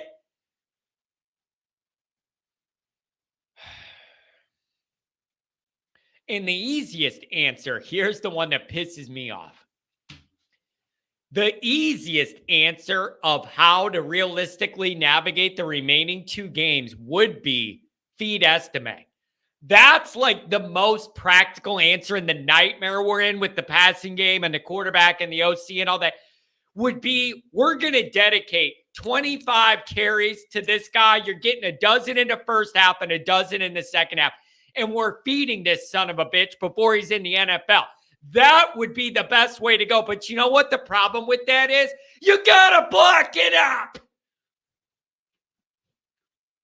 You got to block it up. And that's another thing I have no confidence in is the interior O-line. Joke. Done with all of you. I'm done with all of you. I'm done. So that interior O-line is nowhere near the real world. You're bad. You're not good at football. You're not tough. You're not physical. You're not fundamentally sound. You don't do it. You're not good enough. So that's the other problem is the easiest plan is going to be to just do that. And I don't think you can even block it because the interior O-line's bad. Maybe against Wake and Stanford, they'll be able to bust some holes. But they're bad. That interior line I have no use for. You're done. Yeah, we need a center that's not about 250 pounds. It's a joke. O-line you. And we got a center who's like 280 pounds getting pushed around. That's the opposite of O-line you. Whatever you think O-line you looks like, this is the opposite. Sorry. Just is. How about this? Why can't Notre Dame run their offense with a little bit of rhythm sometimes? Not in a panic. Not like you have 1 minute to go down the field and win and we're in a panic with no timeouts. I'm not asking for that. Why can't Notre Dame run what they're trying to run, but with a little pace to where you crank it up 25-30% on your speed just to try and speed it up a little bit? You might throw off the defense. And God bless you. You may accidentally find yourself in rhythm doing that. Stringing a couple plays together and speeding up the clock a little bit. Can we not do that? Change the pace a little bit? How about this? Use more play action. Try and freeze the defense, even if it's just for a quarter of a second. Have those linebackers wondering, can I creep all the way up on the run or do I have to worry about coverage? 3 out of 36 in the last game is that's bad football, man. Why would you not want to use that little tiny hesitation to freeze the linebackers and make them look at what that quarterback's doing, whether it's a handoff or a pass? Can you do something with an RPO that's actually an RPO where there may be an option?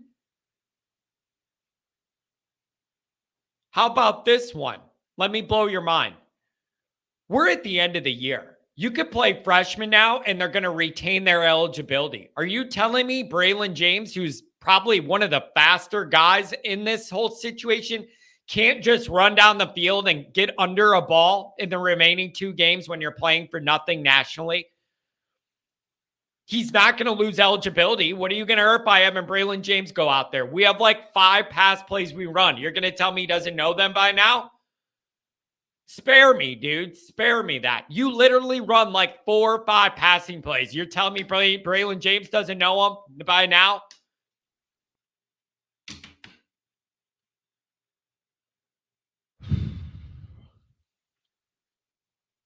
We're in a tough spot.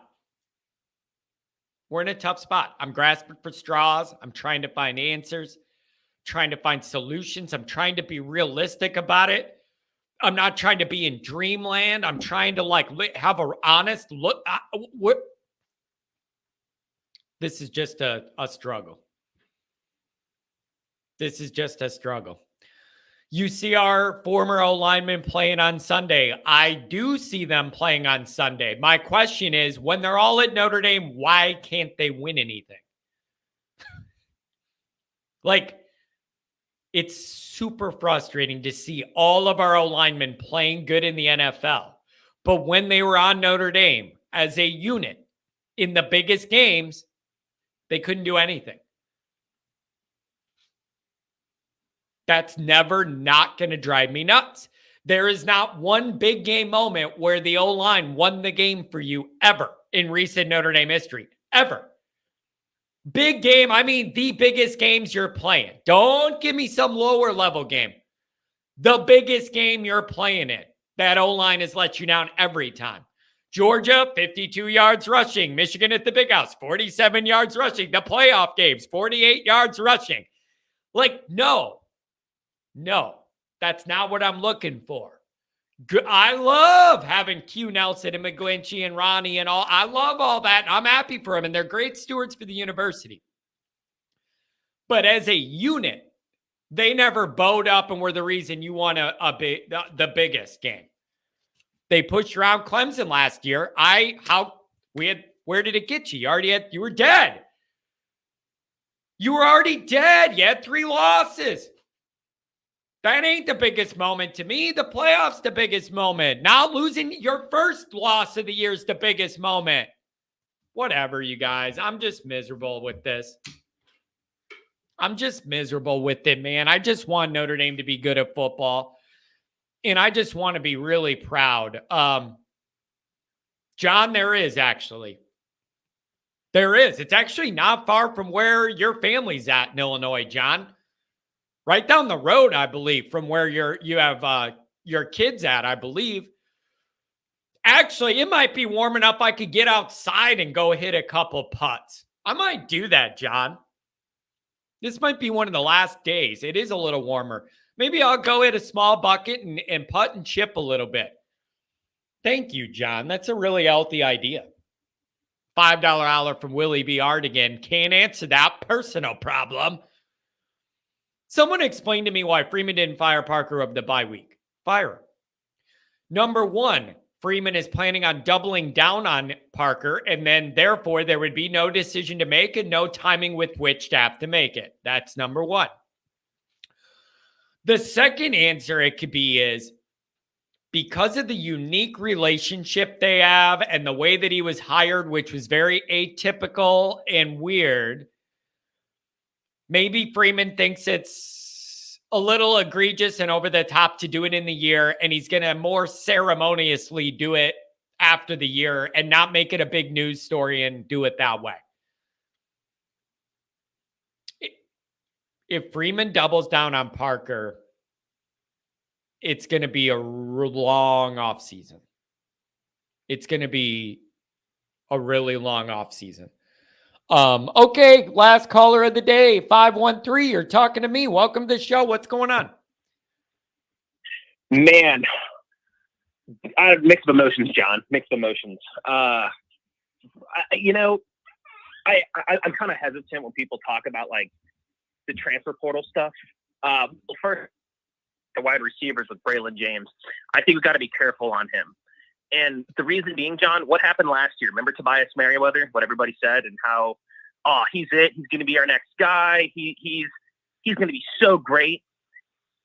And there's just skids down his leg. There's nothing. He hasn't done really anything at all this year. Yeah. So I get that, like, the glass half full approach. You know what I'm saying? Yeah. But yeah, it's just, I don't know, man. For me, it's a matter of you're not going to lose a year of eligibility. And he's a speed guy. And I don't think it's the end of the world to tell him to run a fly and just throw him a ball. Like, it's football. I don't think that's going to ruin the program or the kid if it doesn't go perfect. Like, say, dude, we're putting you in here, run down there as fast as you can, see if you can flip the field on us. So I just don't think that's the end of the world when you're playing for what Camping World Bowl you're going to be in.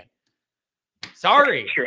God, it's just, dude, man, I'm grasping for straws, brother. I don't have any answers, man. I'm really genuinely struggling. I'm grasping for answers and reasons to feel better about this. I'm struggling. Well, so something that, like, has me kind of mixed is, at one side, we're looking at the offense and we're looking at the wide receivers and we're saying there's nothing with these younger guys, right? Like, they either still need to develop. They're not what we thought they'd be. There's something going on there. But then you're looking at this defense, right? And you're seeing these freshmen and young sophomores come out and they're kicking ass. And it's like, how can they do this, right? How are these guys above what we were expecting them to come out right away? And then these wide receivers are coming out. We're like, man, like, there's nothing here. And the only couple guys that we have, they're either injured or something going on there, or they're a walk-on lacrosse player. So, I gotta wonder, like, I like Stuckey. I don't want to blame Stuckey, but is it him? Like, is someone not developing the wide receivers, but we can develop defense? Make that make sense. I can't make it make sense. The only thing that I would defend is it's not ideal to have those Flores and Greatouts on a real team are not playing this year. And if they are, it's in garbage time at the end of the game. Like, you're already in a bad spot for even needing those guys to be out there, and to rely on them the way you are is already, you're behind the 8 ball, because that already is not ideal. They are not physically ready for the roles they've had to be in. And then with all the injuries, you had to move Greatouts out of where he started the year and move him to the other side, and he hadn't caught a ball since. So then he's not even playing where he was comfortable in the slot because the injuries, he had to move everything because of Thomas. Everything's messed up. Everything's freaking messed up. Well, and here's the other thing, man. Like, okay, so they haven't figured it out yet, but that's your job, right? That's the wide receivers coach job, and that's Parker's job, which we all know that Parker has not been up to snuff this year. But, like, that's literally your job to figure out. Okay, you can't do this type of route. All right, but if I can throw you a simple, like, quick screen or maybe a slant RPO is your thing, great. Figure that out. Run that instead, right? Like, these kids have to do something. They have to be good at something. Because in high school, I guarantee you they score touchdowns. Different talent, granted, but you score touchdowns. You caught balls, right? I mean, clearly you were doing something right that got our attention. We're not, Miami of Ohio picking you up and just hoping that, you're some okay guy that whatever. We're not that. These guys clearly had talent to go to a great program. So why can't we at least do what they were doing in high school, run those plays? Are they not confident in that? I don't know. Is that a dumb thought?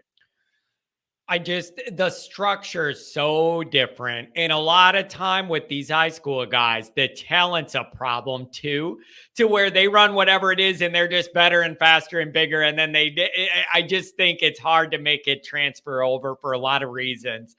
But dude, I don't have any good answers out of this. I don't have any good answers I don't, and it's making me very upset. I don't have any good answers. I got to know what these decisions are. I got to know every hour after the Stanford game that I don't hear that we're finding a new OC, my anxiety is going to go through the roof. That's when the clock really starts to me, the minute that game ends. Well, all right. I'm going to make you feel even better, John. I saw this on Twitter not too long ago. So looking forward to next year, I saw that Stephen A. Smith said, guess who should be the coach for Texas A&M? prime time. And I'd be like, dude, that's horrible. Like, that's exactly what we don't want. We don't need to go in with possibly the most overhyped, but there's going to be tons of hype going into that game, right? That would be wild. They're going to go big. Even if it isn't prime, they're going to go big. They might go pay Urban. Yeah. Like, they're going to try and go big. Or they go with Mike Elko, who is just one of the best guys in the sport. You could do that too. Man, dude. So we're ending this year off with question marks, and we know next year's going to start off so rough, man. I don't know. But hey, at least, I want to end on this. I want to end on just trashing on Michigan, because I think that makes us all feel better. I think we can agree on that.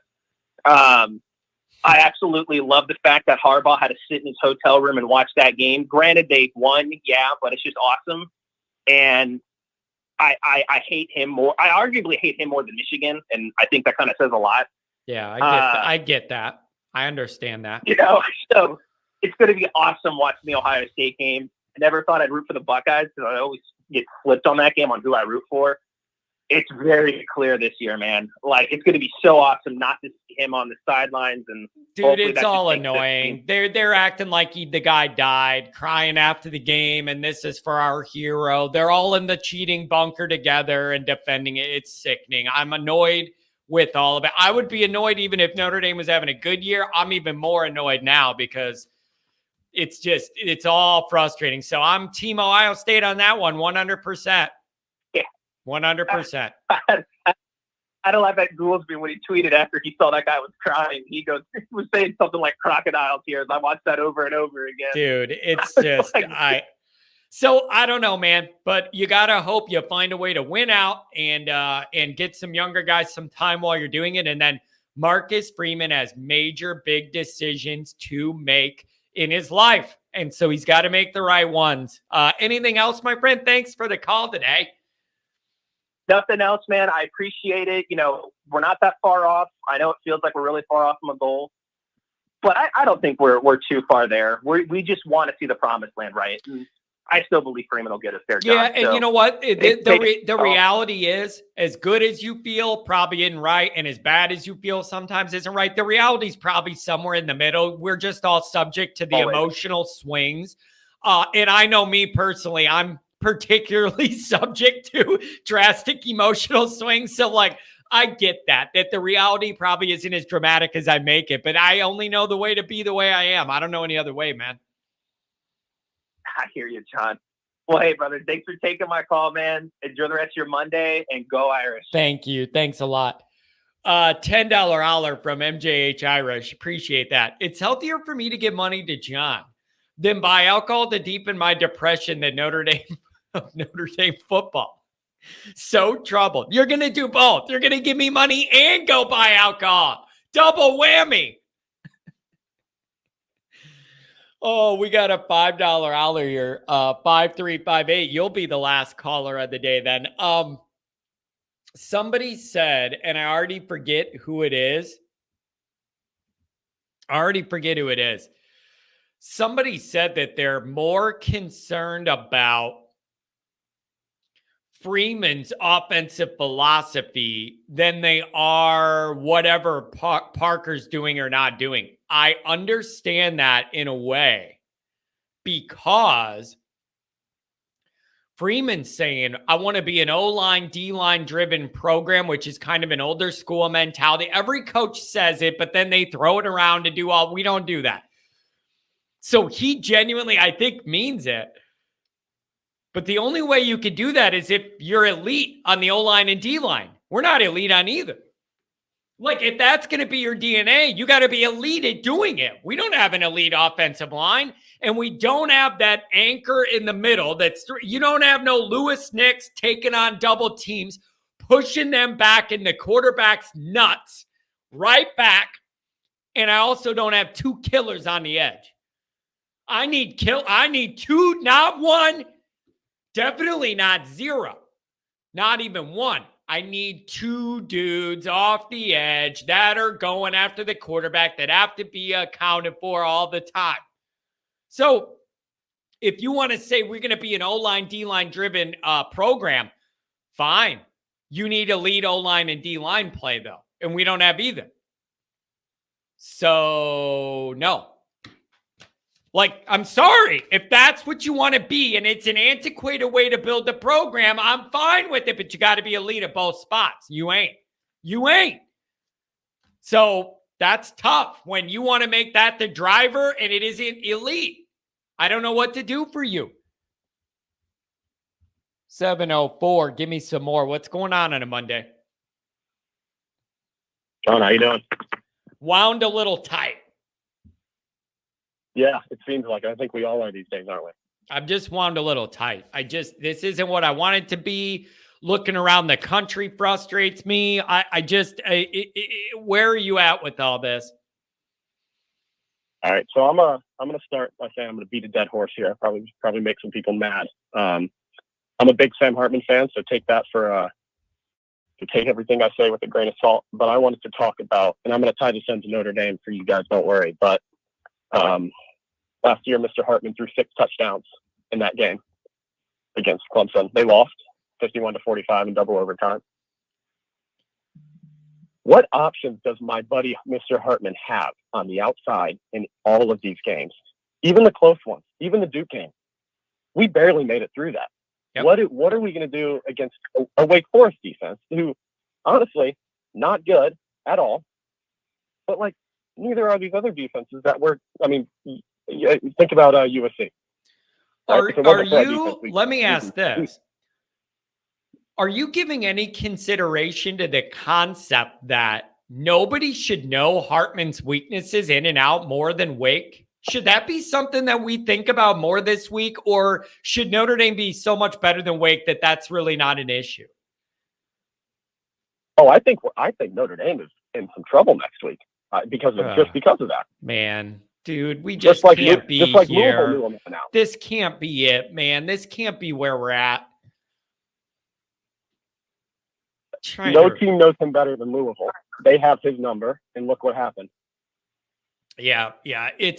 And their defense is a lot better than their offense. I think, what do they give up? 24.5 a game, I think, is what Wake gives. They're like, if you look at them, offense and defense, their defense is the strength of their team for sure. Their offense is poop, though. So I think Notre Dame can hold them down. It's just, I don't have confidence in Notre Dame's offense to put up points. I just don't. I do not. No.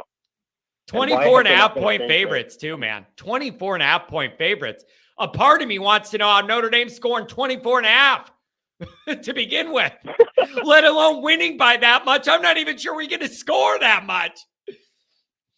No, and I don't really know I don't even know where the roots are. You said this earlier in the show when I was listening. There's so many loose ends that I don't even know if it can be tied up in this offseason. Can it? I don't know. We haven't made a change over this 2-week break.